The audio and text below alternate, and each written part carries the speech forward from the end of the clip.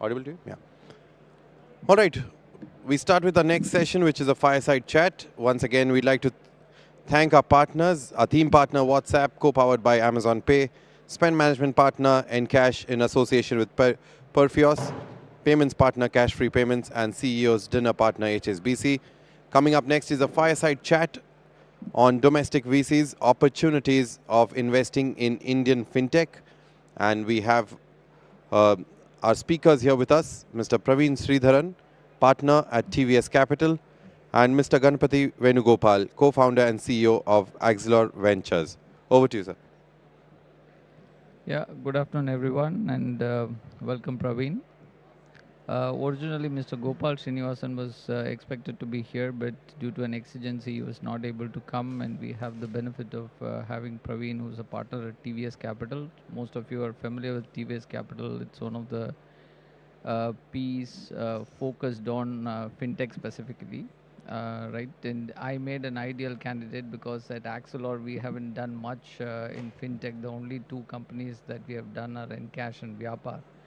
So any which way, when the organizers were asking me on what would be my expectation from this event, I was actually telling them that I would like to know what are the upcoming opportunities which we can focus on the new fund. So I made a good candidate for running this fireside chat. So welcome again, Praveen. Just to start out on recap on what has happened over the last 5 to 7 years, right? And TVS Capital has been at the forefront of driving a lot of investments in the financial services space. It's an important area for you. And when we read the headlines, right, fintech investments seem to garner a lot of headlines, and fintech investments are garnering a lot of fintech companies are garnering a lot of investments, right? And every quarter, depending on the quarter you look at, fintech investments are like number one or number two in terms of the sector that is getting the most investments, right? If you were to look at the last 5 to 7 years of the fintech landscape, the investment landscape, right, how would you really categorize these investments? And after you have done that, maybe it will be a good idea for the audience to hear about what have been the hits and misses. Thanks, Gana, and good afternoon, everybody. So I think what we've seen over the last 5-7 years, and if you look at the overall fintech space, right, probably about 2 lakh crores of equity has flown into the space, and about 85% of that would have just happened over the last 5 years because that's been the uptick there, right? Now, if you look at the overall global position, how where India pans out, India has about 7,500, approximately 7,500 fintech companies, and number third behind US and UK, right? China is at up 2,500, US is about 22,000 odd, and UK is about 8,900, kind of round about that number. We now have 23 fintech unicorns, right? So the highest amongst the sectors. And if you look at it in terms of the overall global spending, India was about 14% of the overall global spending in terms of second in global volumes, right? And it continues to attract both domestic and global capital. In fact, I think 60% domestic, 40% global. So I think that's a broad number. And if you look at the space has always been attractive, right? So even in spite of whatever slowdowns you might call it, if you were to compare numbers between YTD 21 versus YTD 22, broadly we've kind of attracted similar amount over the last same time, right? So about 35,000 crores has gone into the space. So that's a broad numbers if you kind of look at it. Now, if you were to kind of do a little bit of a deep dive into that as to kind of saying where is the money going, obviously the larger part of the spends of this 2 lakh crores will going into Series D, C and D plus deals, right? About 60 to 80% depending on year to year. So last year was about 77% went into Series C plus deals.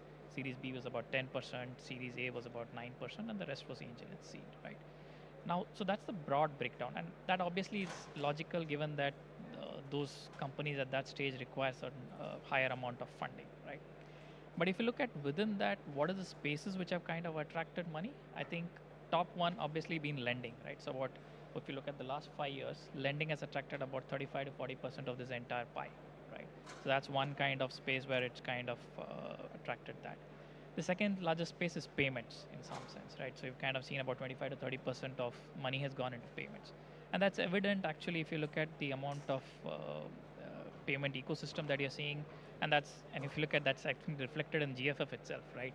payments and lending are the two large themes that you're kind of seeing talked about in different sessions, right? So you have so many payment companies here talking and kind of discussing different kinds of varieties. You have cross-border payments, you have payments on digital, physical payments, credit card payments. So you've kind of got different buckets which are kind of coming out there. So I think that's kind of the second bucket. But I think if you look at a little bit ahead in that sense, right, in terms of the valuation space, I think payments are still ahead in terms of valuations. I think lending companies are still kind of a little bit kind of still lagging. But we hope that will kind of change over time in that sense. Over the next 3-4 years, we hope kind of that to kind of change, right? So that's broadly, I would say, where we are kind of there in terms of the last 4-5 years. Got it. Just a follow-up question on that. Given about 2 lakh crores of investments, has gone into this sector, how do you think the returns have played out, right? For investors who have been continuing to take bets in this space, right? What have been the hits and what have been the misses? So I think on payments, I think there have been a bunch of hits where you've kind of seen, right? I think that's on offline payments, you've kind of seen few large exits which have happened in that sense, right? So we've kind of seen that has happened, consolidation has happened. You've seen few of the companies getting listed, like Paytm got listed. So some of them have kind of spanned out where we've kind of got exits kind of set. As I said, valuation curve and payments have kind of played out, and that's kind of led to exits.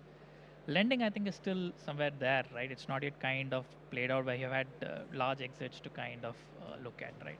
And I think players of scale are yet to emerge. I think a lot of them, as I said, is probably over the last 3-4 years, we have seen funding kind of come in, right? Still in the early stages, not in the later stages. So I think as they scale up is probably where we will start seeing exits to kind of come in. In terms of the other spaces, if you look at InsurTech, if you look at WealthTech, I think there are some offshoots, right? Insurance has seen a few companies which have come in, have kind of gained scale, like GoDigital has kind of gained scale, right? They listed for a DRHP recently. So some of those have kind of come in. WealthTech still early days. I think even funding wise, even kind of stage wise, kind of still early days in some sense, right? The rest of the segments I would say is still kind of small. The other piece where actually some amount of funding has gone in is banking tech, right? Where you kind of have players like neo banking plays come in, some other digital infrastructure for banking has started to come in play in. Those are yet to play out because they all have been kind of probably recent themes in some sense, right? So if you look at a funding ecosystem, it will take about 5-6 years for them to kind of mature and kind of result in something, right? That's why payments you're seeing some results because you're seeing the fruits of what happened about 5, 6, 7 years ago, right? So kind of people invested at that point in time. You had a lot of trigger events like demonetization, which kind of led to all of that. So you've seen some of those events kind of spanning out and kind of exits and all. Right? So yeah. So there is a popular quote among VCs that every business is a fintech business in some sense. But on the other hand, I read a quote recently which said that every financial crisis has one new credit product behind it, right? So, just in terms of looking at this interest in lending itself, right? We have seen a number of companies, especially in early stages, that have raised inordinate amount of capital, right? Starting out as an app, starting out as an SME or a consumer acquisition channel, but with the whole bet being that they will become a lending business at some point, right? Last week, at Axilor, we have a number of supply chain companies, and one of our companies went in for a Series A discussion with a large fund. And even though it's a supply chain digitization company, right, the first question in the IC that they faced in the fund was, when will you start credit, right? And this seems to be like a very popular notion that every company has lending or credit at the end of its journey, right? Having backed a number of lenders, right? Having backed a number of NBFC companies, many of whom have gone on to list publicly, right? Or gone on to scale, right?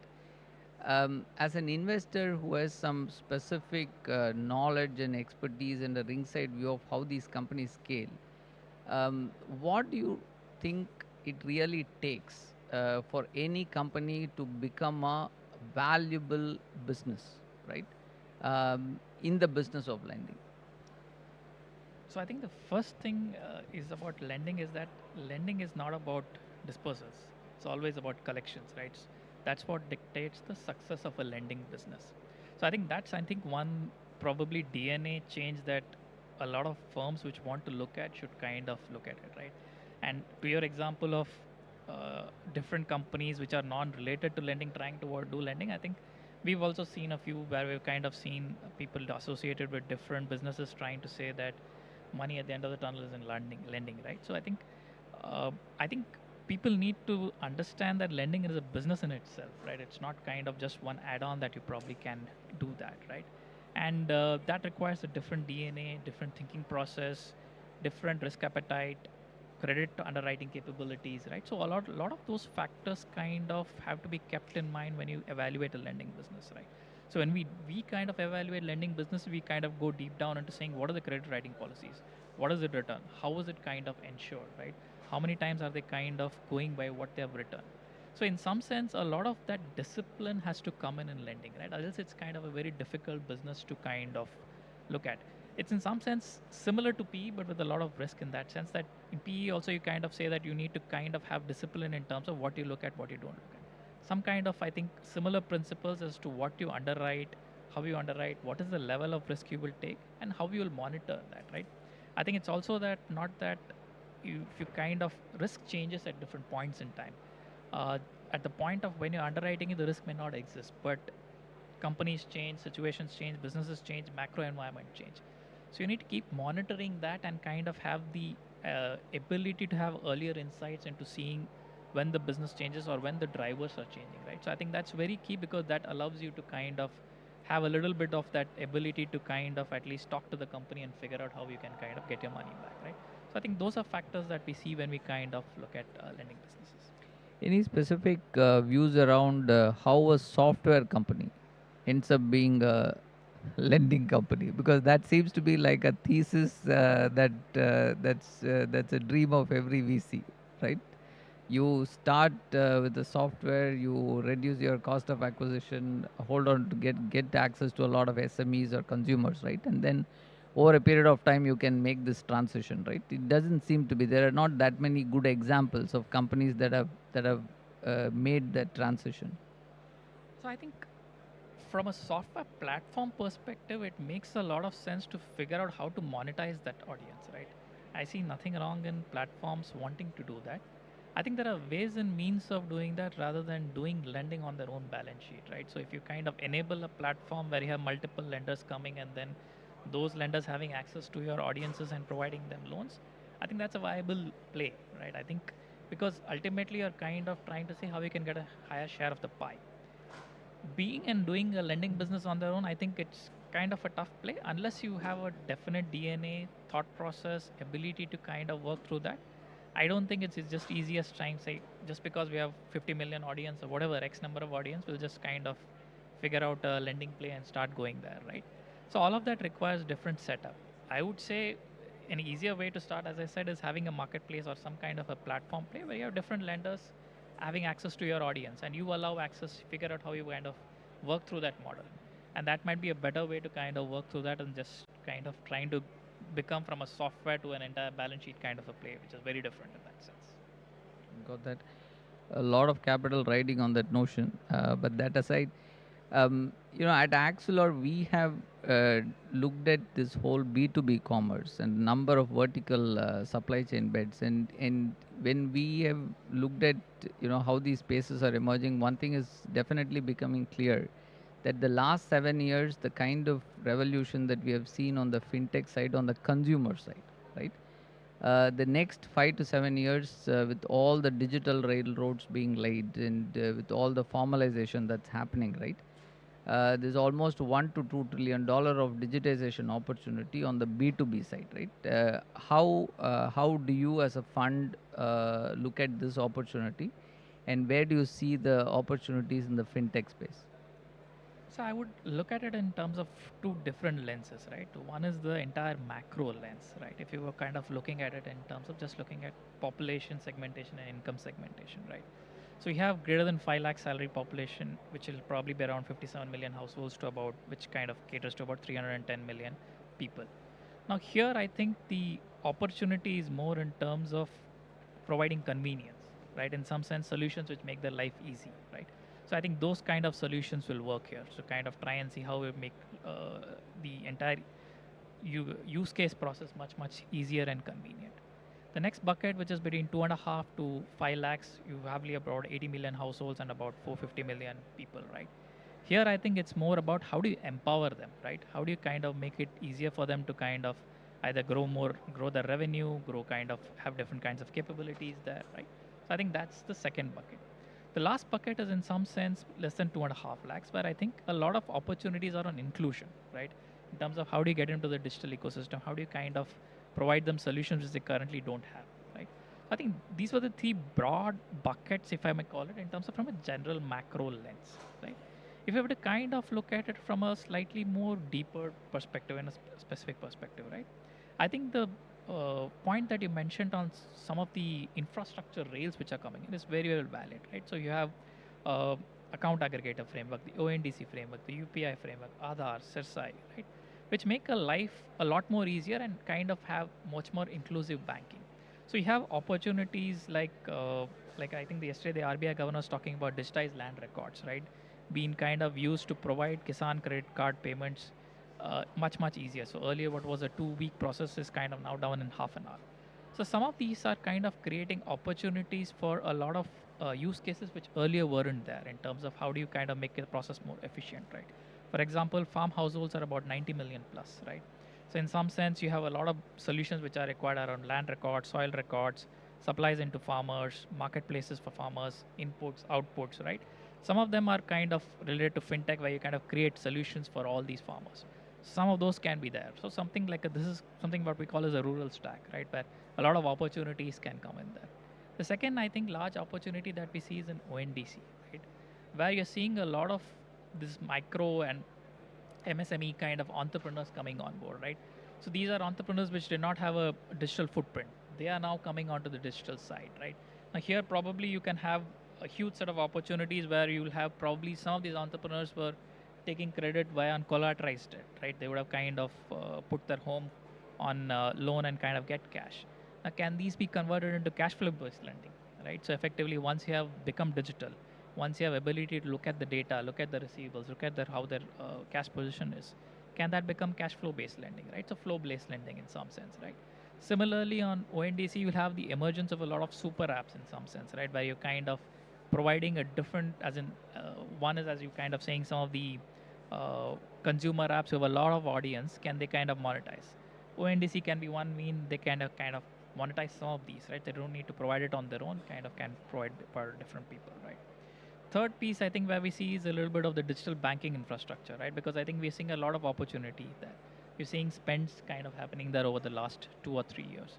So I think these are two or three large opportunities that we see. Some of it like inclusion, right? Like we're seeing insurance penetration. We kind of are very low on insurance penetration.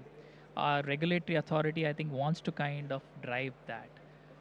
As that happens, you will see a lot of opportunities come in not only in the insurance space but associated space like insurtech, claims processing, insurance broking. So a lot of these opportunities are coming up as you kind of look at penetration increases in different levels, different opportunities like rural stack coming in, ONDC coming in. So a lot of kind of these opportunities are emerging for us to kind of look at. Got it. Beyond the opportunities that we have discussed, for a country as large as ours and with the financial services infrastructure which is as sophisticated, especially given whatever has happened in the last 7 years, and with a regulator who's quite proactive, right, and progressive, do you see any big opportunities coming up on the infrastructure and the platform side? Just on the, I know a lot of that has been rolled out by the government itself, but if I just compare the fintech landscape of India with the kind of quality of entrepreneurs here, vis-a-vis what we see happening in some of the other markets, right? Connectors, payment platforms, models like that. What could be the exciting opportunities there? So I think, as you rightly said, the regulator is kind of focusing on how can there be innovation in this space, right? And they're very much proactive. We heard yesterday the RBI governor talking, the SBI head talking a lot on how they look at principle-based evaluation rather than just rule-based evaluation, right? So as long as entrepreneurs kind of focus on kind of having those kind of checks and balances, right? which is keeping the consumer mind at heart, right? Kind of always protecting those. So I think they'll kind of be well served in that sense. Now, within that, as you kind of rightly said, a lot of this infrastructure guardrails are being put to the government, right? And there are opportunities where you can have. So, in some sense, the guardrails are like the highways where you kind of see, where you kind of have public highways, right? So you'll have probably industrial parks kind of feeding off those highways, right? So we see some of those opportunities, some of the debt marketplaces that we've invested in, some of where we're kind of trying to be interoperable with the public infrastructure, right? So those are kind of platform plays which can come in. So yes, there are opportunities, but kind of we'll have to see how there can be a level built on top, or they be interoperable with some of these platforms, right? Where it makes it much more interesting to kind of look at. Just one last question from my side, Praveen. If all of these opportunities need to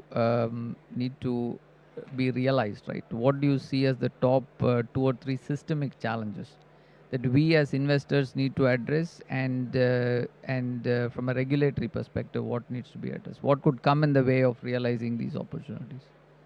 So I think from a regulatory perspective, I think what I think, and probably as I said, GFF is probably we've heard all the regulators talk, right? I think they're pretty much open in terms of trying to foster innovation, right? I think, but as they kind of currently mentioned, right, uh, innovators need to keep certain factors in mind, and as long as they kind of keep those certain factors in mind, I think regulators will kind of be supportive, right? I think one thought process to be kept in mind is as and when you're kind of thinking of solutions, engage with the regulators, try and figure out how they can work within those, right? And they'll give guidance, and we've seen some of the companies where they've engaged with regulators and kind of figured out, because not all solutions are kind of regulatory framework is kind of available, right? So some of them are kind of evolving as we speak. So as they engage with the regulators, I think they're able to figure out what works and not doesn't work, and that at least allows them to kind of not have surprises when you kind of look at it later on in that sense, right? So I think that's one broad thought process that I would kind of say would make sense in some sense, right? The other one where we kind of say is that effectively systemic challenges, I would say that uh, one way to look at it is that there are a lot of focus in terms of looking at platform plays, right? And I think probably we should look at it, but look at it whether is it just a additional format change, right? For example, BNPL, right, is no different than a credit card loan or an EMI loan, right? So we kind of, there is a bit of a format change, but it's kind of not nothing new different in that sense, right? So to that extent, I think probably keep those factors in mind when you kind of evaluate solutions or think of solutions for the product market, right? Whether is this a fundamental change or is just a marginal product or a format change that you're kind of driving at, and therefore how does it kind of look at and how you kind of look at it. Apart from that, I think, as I said, systemic wise, I think there are macro challenges in terms of how do you kind of look at inclusion, which we kind of already discussed and kind of looked at and all that, right? So those are all challenges that we could kind of look at. There are certain other things which the government keeps working in some sense, like the health stack, right, which is coming in. So some of those are systemic improvements that the government is trying to do, which can kind of lead to solutions in terms of how the health insurance works, how different kinds of intermediaries work, etc. So those are all factors probably which we need to keep in mind as we look at some of these challenges. For that, thanks so much, Praveen. I didn't have any more questions from my side. So, just ending on a positive note, given that this is the global fintech event, Praveen did mention that 23 out of the 100 possible unicorns in the country have already come out of fintech. Given the amount of opportunities and the excitement among investors in this space, when we look at the next 100, I don't think that number is going to be any less. As an early stage fund, we have set aside 20% of our corpus for fintech. TVS Capital is raising its next fund as a PE. I think their allocation for financial services will be even higher. I do hope that newer models beyond payments and lending becomes possible, and the real opportunity that is out there, whether it is on the credit side for SMEs or whether it is for the underserved segments in the on the consumer side, right, will be met by newer models enabled by technology. And hopefully, when we meet, maybe after about 2 years for an event like this promise would have been addressed. Thank you so much. Thank you, Vedant. Thank you for taking this time.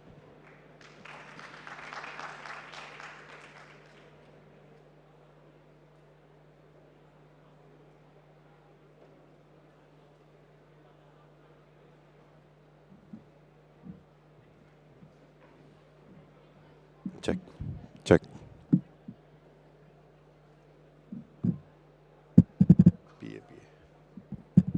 Check. Check. Check. No, thank you. Check. Check. Check. Check. Yeah.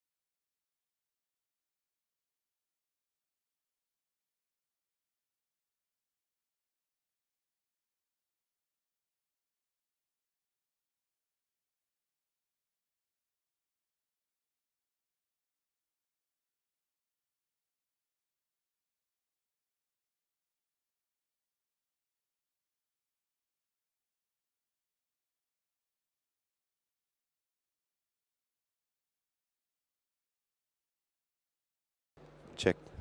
Check. All right. Check.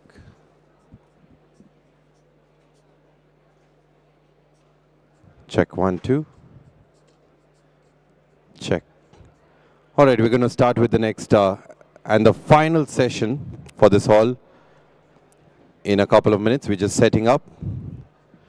May we request everyone sitting at the back, if you all want to move forward, you all can come and occupy the chairs in the front. We're about to begin with the final session, which is a panel discussion on how can regulators enable digital financial inclusion. We're just setting up and we'll be ready to begin in a couple of minutes. This is the final session of day 3 of this world's largest Fintech Fest, the Global Fintech Fest 2022. And once again, we'd like to thank our partners, theme partner WhatsApp, co-powered by Amazon Pay, spend management partner Encash, in association with Perfios, payments partner Cash Free Payments, and CEO's dinner partner HSBC.